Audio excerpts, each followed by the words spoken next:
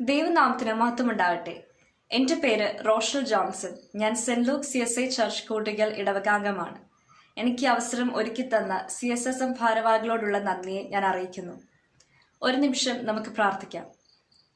സർവശക്തനും നിത്യനുമായ ദൈവമേ, വചനം പറയുവാനായി എനിക്ക് തന്ന ഈ നല്ല അവസരത്തെ ഓർത്ത് ഞാൻ അങ്ങേക്ക് സ്തോത്രം ചെയ്യുന്നു.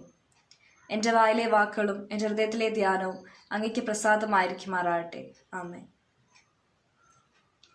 ഇന്നത്തെ അല്പസമയ ചിന്തയ്ക്കായി നമുക്ക് ലഭിച്ചിരിക്കുന്ന വേദഭാഗം വിശുദ്ധ യോഹന്നാൻ എഴുതിയ സുവിശേഷം 3-ാം അധ്യായം 31 മുതൽ 36 വരെയുള്ള വാക്യങ്ങളാണ്.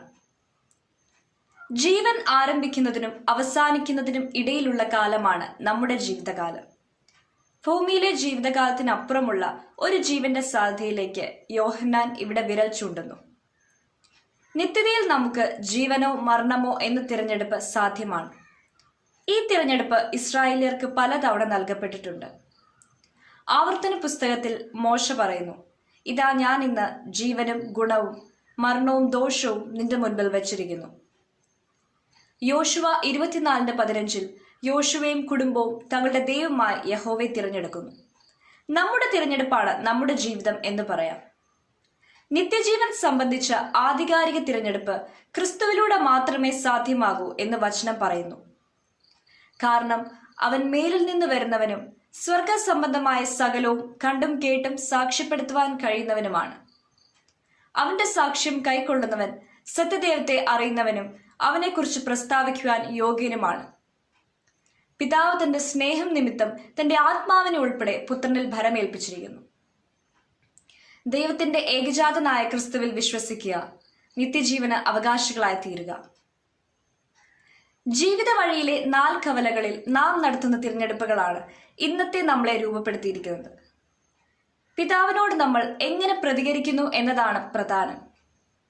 അത് സ്നേഹവും അതിയായ താല്പര്യവുമാണെങ്കിൽ നമുക്ക് ജീവൻ നൽകും. അത് വെറുപ്പും വിദ്വേഷവുമാണെങ്കിൽ നാം ജീവൻ നഷ്ടപ്പെടുത്തും. ദൈവം നമ്മുടെ മേൽ കോപിക്കുകയല്ല, മറിച്ച് ദൈവകോപം നാം തന്നെ വിളിച്ചു വരുത്തുകയാണ്. KP അപ്പന്റെ മധുരം നിന്റെ ജീവിതം എന്നൊരു പുസ്തകത്തിന്റെ അവസാനത്തിൽ ഇങ്ങനൊരു കഥ പറയുന്നുണ്ട്. ഒരു പർവ്വതത്തിൽ വസിച്ചിരുന്ന കുറെ ആളുകൾ തങ്ങളുടെ ദൈവം എന്ന് കരുതി പർവ്വതദേവനെ ആരാധിച്ച് സമൃദ്ധിയോടെ ജീവിച്ചു. എന്നാൽ പൊടുന്നനെ അവരുടെ ജീവിതം മാറിമറിഞ്ഞു. അവരുടെ കുട്ടികളും പിന്നെ വൃദ്ധന്മാരുമൊക്കെ പെട്ടെന്ന് രോഗികളായി മരിച്ചു തുടങ്ങി. ബാക്കിയുണ്ടായിരുന്നവർ കൂടി ആലോചിച്ചു. അതിൽ ഒരു മുതിർന്ന സ്ത്രീ പറഞ്ഞു, ആരെങ്കിലും ഒരാൾ പർവ്വതദേവന് ഒരു തുടം വെള്ളം നിവേദ്യം അർപ്പിക്കണം. ആരും ഏറ്റെടുക്കുവാൻ തയ്യാറായില്ല. ഒടുവിൽ ഒരു യുവാവ് സമ്മതിച്ചു. അയാൾ അതികാലത്ത് എഴുന്നേറ്റ് താഴ്വരയിൽ നിന്ന് ജനങ്ങൾ കൊടുത്തയച്ച തുകൽ ബോട്ടിലിൽ വെള്ളവുമായി യാത്ര പുറപ്പെട്ടു. അയാൾക്ക് ദാഹിച്ചാൽ അല്പം അതിൽ നിന്ന് കുടിക്കാം, എന്നാൽ പർവ്വതദേവന് സമർപ്പിക്കുവാൻ വേണ്ടി കരുതുകയും വേണം. പർവ്വതമുകളിലേക്ക് കുറെ നടന്നപ്പോൾ അയാൾ ക്ഷീണിച്ചു. അല്പം വെള്ളം കുടിക്കാം എന്ന് കരുതി ഒരിടത്തിരുന്നപ്പോൾ ഒരു മരച്ചുവട്ടിൽ നിന്ന് ഒരു വൃദ്ധന്റെ നിലവിളി കേട്ടു. അയാൾ ഓടിച്ചെന്ന് അദ്ദേഹത്തെ ശുശ്രൂഷിച്ച് അദ്ദേഹത്തിന് കുടിക്കുവാൻ അല്പം വെള്ളം കൊടുത്തു. ഇങ്ങനെ ഒരു സ്ത്രീക്കും ഒരു മൃഗത്തിനും അയാൾ വെള്ളം കൊടുക്കുന്നതായി കാണാം. അയാൾക്ക് അല്പം പോലും കുടിക്കുവാൻ സാധിച്ചില്ല. വളരെയധികം പരിക്ഷീണിതനായി അയാൾ പർവ്വതമുകളിലെത്തി. സൂര്യാസ്തമനത്തിന് മുൻപ് നിവേദ്യം അർപ്പിക്കുവാൻ വേണ്ടി അയാൾ ബോട്ടിൽ തുറന്ന് കമിഴ്ത്തി. ഒരു തുള്ളി വെള്ളം പോലും വീണില്ല.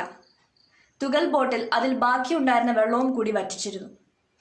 അയാൾ നിരാശയോടെ നിലത്ത് വീണ് കരഞ്ഞു. അയാളുടെ കണ്ണുനീർ നിലത്ത് വീണു. പെട്ടെന്ന് അവിടെ കാറ്റ് വീശി, മഴ പെയ്തു. അയാൾക്കൊന്നും മനസ്സിലായില്ല. അയാൾ തിരികെ താഴ്വാരത്തിൽ ചെന്ന് നടന്ന സംഭവങ്ങളെല്ലാം ജനങ്ങളോട് വിവരിച്ചു. ജനങ്ങളെല്ലാം ഒരുമിച്ച് കരയുവാൻ തുടങ്ങി. അവരുടെ കണ്ണുനീർ നിലത്ത് വീണു. അവിടെയും കാറ്റും മഴയും ഉണ്ടായി. അവരിലെ രോഗികൾക്ക് സൗഖ്യം വന്നു.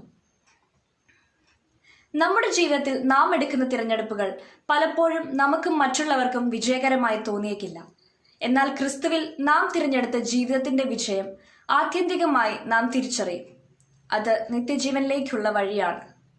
സ്നേഹവും സമാധാനവും സന്തോഷവും സംതൃപ്തിയും തുടങ്ങി സർവ്വ നന്മകളും നിരന്തരം അനുഭവിക്കുകയും പങ്കുവയ്ക്കുകയും ചെയ്യുവാൻ കഴിയുന്ന ഒരു ജീവിതപാത തന്നെയാണ് നിത്യജീവനിലേക്കുള്ള ക്രിസ്തുമാർഗം.